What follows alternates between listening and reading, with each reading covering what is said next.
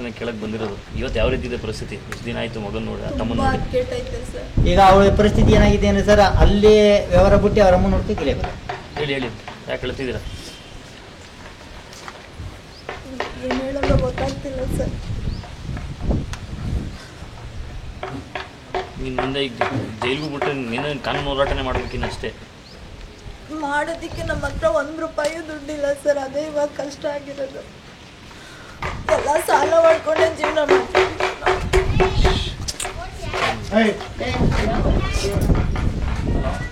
ಎಲ್ಲ ಅವರವರು ಇಂಡಿವಿಜುವಲ್ ಆಗಿ ವೈಯಕ್ತಿಕವಾಗಿ ಲಾಯರ್ಗಳು ನೇಮಿಸ್ಕೊಂಡಿದ್ದಾರೆ. ನಿಮ್ಮ ತಮ್ಮನ ಏನು ಯಾವ ಥರ?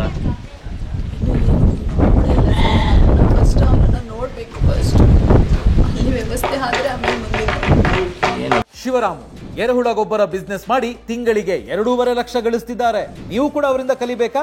ಅವ್ರ ಜೊತೆ ವಿಡಿಯೋ ಕಾಲ್ ನಲ್ಲಿ ಮಾತಾಡಬೇಕಾ?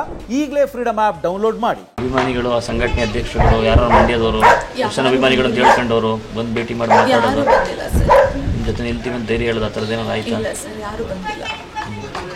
ಯಾರು ಫೋನ್ ಮಾಡಿಲ್ಲ, ಯಾರು ಬಂದಿಲ್ಲ. ಈ ಕುಟುಂಬದ ಜವಾಬ್ದಾರಿ ಹೊತ್ತಿದ್ರು ಅಮ್ಮ. ಇವಾಗ ಯಾವ ರೀತಿ ಅಂತ ಜೀವನ? ಅವನೇ ಜವಾಬ್ದಾರಿ ಹೊತ್ತಿದ್ದು, ನಮ್ಮನ್ನೆಲ್ಲ ನೋಡ್ಕೊಂತಿದ್ದು ಅವನೇ.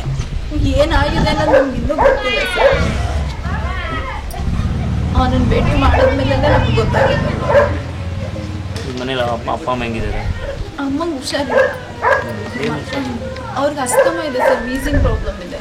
ಅವ್ರಿಗೆ ಸ್ವಲ್ಪ ಏನಾದರೂ ಟೆನ್ಷನ್ ಆಯಿತು, ಏನಾದ್ರೂ ಇದಾಯಿತು ಅಂದರೆ ಅವ್ರು ಫುಲ್ಲು ಬಿದ್ದೋಗ್ಬಿಡ್ತಾರೆ ಕೆಳಗಡೆಗೆ. ಅವರಿಗೆ ಥೈರಾಯ್ಡ್ ಪ್ರಾಬ್ಲಮ್ ಇದೆ, ಕಿಡ್ನಿಲಿ ಸ್ಟೋನ್ ಇದೆ, ಅವರಿಗೂ ತುಂಬ ಪ್ರಾಬ್ಲಮ್ಗಳಿದೆ ಸರ್.